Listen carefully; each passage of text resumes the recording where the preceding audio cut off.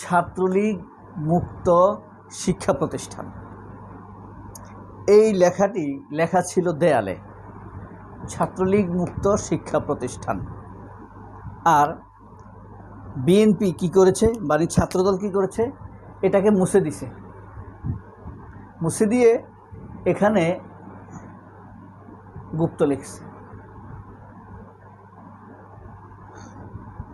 অর্থাৎ ছাত্রদল বুঝাইতে চাইছে যে ছাত্রলীগ থাকবে,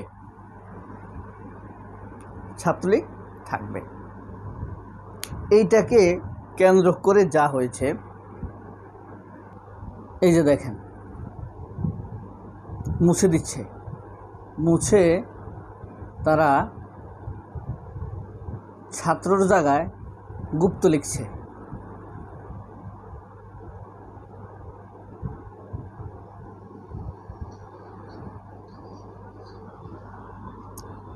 যেই লেখাটা তারা মুছেছে, এই লেখাটি হলো জুলাই আন্দোলনের সময়কার। তখনকার সাধারণ ছাত্ররা লিখছে ছাত্রলীগ মুক্ত ক্যাম্পাস চাই। আর এরা ছাত্রলীগকে চায়, ছাত্রদল ছাত্রলীগকে চায়। এই কারণে ছাত্রলীগ লিখে দিয়ে মুছে দিয়ে সেখানে গুপ্ত লিখেছে।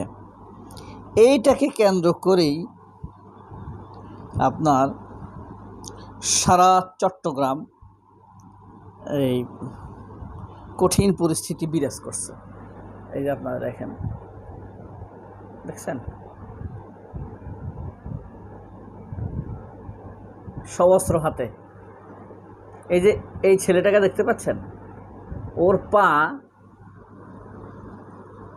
মানে মোবাইল ফোল্ডিংয়ের মতো পায়ের গোড়ালি আলাদা করে ফেলছে। আবার এটার জন্য ছাত্রলীগ উল্লাস মিছিল করছে। আবিদের উল্লাস মিছিল হয়েছে, নাসিরের উল্লাস মিছিল হয়েছে, আনন্দ মিছিল হয়েছে। দেখো, এরা গায়ে পড়ে ঝগড়া করলো না সাধারণ ছাত্রদের সাথে। এখন সেখানে শিবিরের সংখ্যা বেশি হওয়ার কারণে শিবিরের সাথে সংঘর্ষে বেঁধে গেছে।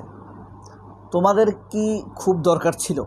এটা কি তোমাদের রাজনীতির অংশ যে ছাত্রলীগ কেটে দিয়ে সেখানে গুপ্ত লিখবা? এটা গায়ে পড়ে ঝগড়া না? তার উপরে তাদেরকে মেরেছে বেদরক, মেরে পায়ের গোড়ালি আলাদা করে দিয়েছে। এখন এই উল্লাসে আবিদরা উল্লাস করছে, নাম দিচ্ছে প্রতিবাদ। নাসির উদ্দিন কি তাদের সেক্রেটারি, শিবিরের উপর দায় চাপিয়ে দাও, সে রাকিব সাহেব মহামান্য, এরা সবাই এই শিবিরের বিরুদ্ধে বিক্ষোভ মিছিল করছে। আসলে এটা প্রকৃতপক্ষে এটার নাম হলো উল্লাস মিছিল, আনন্দ মিছিল। কারণ শিবিরকে তারা মারতে পারছে, পিটাইতে পারছে, একজনের রক কেটে দিছে, মানে পায়ের গোড়ালি আলাদা করে দিছে রক সহ। এই কারণে এখন এই আবিদেরা উল্লাস মিছিল শুরু করে দিয়েছে। এখানকার ঘটনার মূলত আরও ভয়ঙ্কর আকার ধারণ করে যেভাবে আপনার সকালে নিউ মার্কেটে ছাত্র রাজনীতি মুক্ত শিক্ষাঙ্গন চাই এমন একটি দেয়াল লিখনের মধ্যে ছাত্রলীগকে মুছে দিয়ে তারা গুপ্ত শব্দটি লিখে দেয়। তখন থেকেই সংঘর্ষের শুরু। সিটি কলেজের মানে ছাত্রদলের যুগ্ম আহ্বায়ক এই কাজটি করছে, আব্দুল্লাহ আল মামুন। ভাইস প্রিন্সিপাল জসিমউদ্দিন বলেন যে শিবির তখন ক্যাম্পাসেই ছিল না। রাজনীতি মুছে ছাত্রলীগ মুছে গুপ্ত শব্দটি লেখার কারণেই মূলত সংঘর্ষের সূত্রপাত ঘটে। গুপ্ত শব্দ নিয়ে তাদের এত মাতামাতি, ওদের এত মাতামাতি না বোঝার কারণে হচ্ছে সম্ভবত। এরপরেই শিবিরও বেশ অ্যাগ্রেসিভ মিছিল করে। হ্যাঁ, তোদের গুপ্ত অবস্থান, লন্ডনে ফিরে যান, এটা তাদের নেতাকে মিন করে এই ধরনের স্লোগান দিয়েছে শিবির। ছাত্রদলের কারণেই তারেক রহমান আসলে বারংবার অপমানিত হচ্ছে। ঢাকা বিশ্ববিদ্যালয়ে মাদক বিরোধী অভিযান মিত্র চাকমা ডাকসুর মাদক বিরোধী অভিযানকে কেন্দ্র করেও তারেক রহমানকে অপমানের সুযোগ তৈরি করে দিয়েছে এই ছাত্রদল। সেখানে তারা মাদকের পক্ষে অবস্থান নিয়েছে। এখন তারা সারা বাংলাদেশে ছাত্রলীগের পক্ষে অবস্থান নিয়েছে। ছাত্রদল তো শিক্ষিত, তাই না? শিক্ষিতের মতোই তো কর্মসূচি নেওয়া উচিত। আমি গতকালকে একটা পেপার কাটিং পড়েছিলাম পিনাকি ভট্টাচার্যের ফেসবুকের ওয়ালে। 20 বছর 30 বছর আগের একটি দেয়াল লিখন। সেখানে লেখা আছে, আওয়ামী লীগকে ফিরে আসার সুযোগ দিলে আওয়ামী লীগ আরও অত্যাচারী হয়ে উঠবে। এটা 45 বছর আগের একটা পত্রিকার কাটিং। এটা তখন কেন বলছে জানেন? গোলাম আজম বলছিল, জিয়াউর রহমান যখন শেখ হাসিনাকে ফিরে আনার উদ্যোগ নিছে ভারত থেকে, তখন গোলাম আজম এই কথাটা বলছে যে শেখ হাসিনাকে ফিরে আনলে সে আরও অত্যাচারী হয়ে উঠবে। সে মনে করবে আওয়ামী লীগ যেসব কাজগুলো করেছে সেগুলো সেগুলাই রাজনীতি, সেগুলা বৈধ, এসব মনে করে সে রাজনীতি করবে। আসলে তাই হয়েছে। শেখ হাসিনা ফিরে এসে মানুষের উপর যে অত্যাচার করছে এটা ভয়ঙ্কর।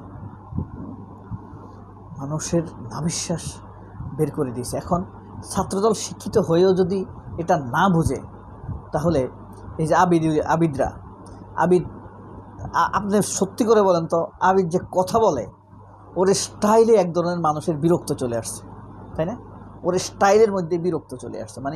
মানে মুখ টুক শক্ত করে, মনে হয় যেন ছাত্রলীগের সাবেক সভাপতি বা পলাতক সভাপতি প্রতিদিন এই আবিরের সাথে আর গণেশের সাথে কথা হয়। গণেশের সাথে তো কথা হয় 100%, আবিদুল ইসলামের সাথেও কথা হয়। দেখেন, একটা ছেলের গোড়ালি বিচ্ছিন্ন করে ফেলছে কিরিস নাকি রামদা দিয়ে কোপায়া। সে হাঁটতে পারছে না, ওই অংশটা পড়ে যাচ্ছে, পায়ের পাতাটা খুলে যাচ্ছে, ফোল্ডিং মোবাইলের মতো। এই যে পায়ের গোড়ালি থেকে এভাবে খুলে যাচ্ছে, বুঝছেন? ফোল্ডিং মোবাইলের মতো। কি ভয়ঙ্কর! এটা তারা জিতেছে। আবার ক্যাম্পাসে তারা উল্লাস মিছিল করতেছে বিক্ষোভ মিছিলের নামে। বুঝতে পারেন তাদের হিংস্রতা? 28 অক্টোবরে ছাত্রলীগ যেইভাবে শিবিরের উপরে বেধড়ক সাপের মতো পিটাইছে লাঠি দিয়ে, তারপরে আবার তার শরীরের উপরে উঠে নৃত্য করেছে বাপ্পাদিত্য বসু, দিলীপ রায়ের গুরু, ওয়ার্কার্স পার্টির ছাত্রমৈত্রী, যেটা ওয়ার্কার্স পার্টির ছাত্র সংগঠন, রাশিদ খান মেননের। কি হিংস্র হতে পারে তারা! এই উল্লাসকে আপনি সমর্থন করেন কিনা কমেন্ট বক্সে লিখবেন। সবাই অনেক ভালো থাকবেন। আল্লাহ হাফিজ, আসসালামু আলাইকুম।